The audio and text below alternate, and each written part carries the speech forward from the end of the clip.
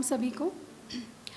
केदारनाथ सिंह जी की बहुत सारी कविताएं जब मैंने पढ़ी तो बहुत सारी कविताएं ऐसी लगी कि इन्हें पढ़ना चाहिए, और कुछ कविताएं बिल्कुल ऐसी थी जो दिल को छू गई। एक माँ पर उन्होंने कविता लिखी है, सुई और तागा। मुझे लगा शायद मैं इसको पढ़ूंगी तो भावुक हो जाऊंगी, मुझे वो पढ़ते पढ़ते ही इतना ज़्यादा दिल को छुई। एक और कविता है जो किसान पिता अपने बेटे को पत्र लिखते हैं और पिता अपने बेटे को क्या कहना चाहते हैं, वो एक कविता उन्होंने लिखी है कि पिता बेटे को क्या कहता है। मेरे बेटे, कुएं में कभी मत झांकना।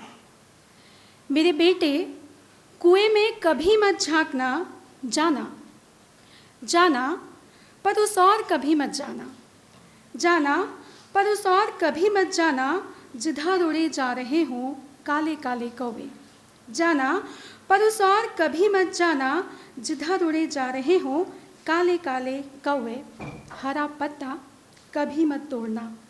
हरा पत्ता कभी मत तोड़ना, और अगर तोड़ना तो ऐसे, और अगर तोड़ना तो ऐसे कि पेड़ को ज़रा भी ना हो पीड़ा। और अगर तोड़ना तो ऐसे कि पेड़ को जरा भी ना हो पीड़ा। रात को रोटी जब भी तोड़ना। रात को रोटी जब भी तोड़ना तो पहले सर झुकाकर। रात को रोटी जब भी तोड़ना तो पहले सर झुकाकर गेहूं के पौधे को याद कर लेना। रात को रोटी जब भी तोड़ना तो पहले सर झुकाकर गेहूं के पौधे को याद कर लेना। अगर कभी लाल चींटियां दिखाई पड़ें, अगर कभी लाल चींटियां दिखाई पड़ें तो समझना आंधी आने वाली है।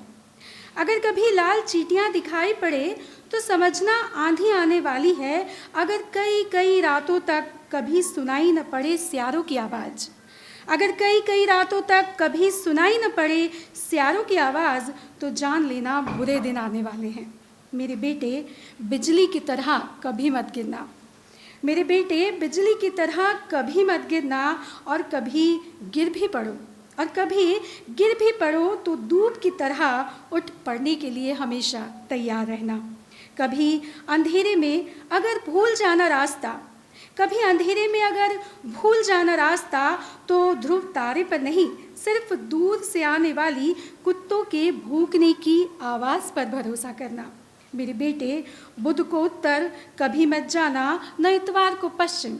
मेरे बेटे, बुध को उत्तर कभी मत जाना, न इतवार को पश्चिम। और सबसे बड़ी बात मेरे बेटे कि लिख चुकने के बाद इन शब्दों को पोंछकर साफ कर देना, ताकि कल जब सूर्योदय हो तो तुम्हारी पटिया रोज की तरह धुली हुई स्वच्छ चमकती रहे। धन्यवाद।